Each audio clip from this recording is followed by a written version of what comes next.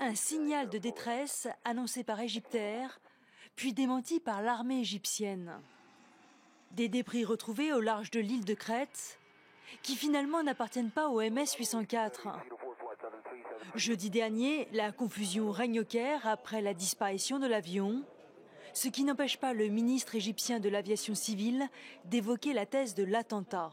Je ne veux pas spéculer comme d'autres le font, mais si vous analysez la situation clairement, la possibilité d'avoir affaire à une action extérieure ou un acte terroriste est plus importante que l'hypothèse de l'erreur technique. Une thèse plausible puisque l'avion survolait la Méditerranée dans de bonnes conditions météo, sans problème technique ni humain détecté à bord, mais incertaine puisqu'aucune organisation terroriste n'a revendiqué l'attaque. Dimanche, le président Al-Sisi rectifie le tir, estimant qu'il est trop tôt pour se prononcer. Tous les scénarios sont possibles, mais à l'heure actuelle, nous ne pouvons privilégier aucune hypothèse. Beaucoup de contradictions dans la communication égyptienne, hasardeuse pour les uns, trop hâtive pour les autres, qui contrastent avec la position adoptée en novembre dernier, quand un avion russe se désintègre dans le désert du Sinaï.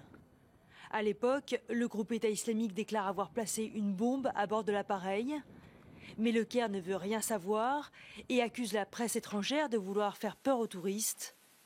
L'Égypte mettra 4 mois à reconnaître l'attentat, preuve que le sujet est ultra sensible. Ce nouvel accident d'avion va faire de sérieux dégâts dans le tourisme et l'économie égyptienne, et en France aussi. Mais je crois qu'il y a aussi quelque chose de positif dans cette affaire. Depuis le dernier accident, le département égyptien de la sécurité a mis en place un mécanisme d'alerte. Et ces récents incidents ont aussi permis aux Égyptiens de réaliser que notre pays est la cible d'attaque. L'Égypte, cible d'attaque, une mauvaise nouvelle pour un pouvoir aux abois financièrement, très soucieux de son image à l'étranger. Mais si la piste terroriste devait se confirmer, ce n'est pas la sécurité de ces infrastructures qui serait en cause, mais bien celle de la France, car c'est de l'aéroport de Roissy-Charles de Gaulle que le MS 804 a décollé mercredi soir.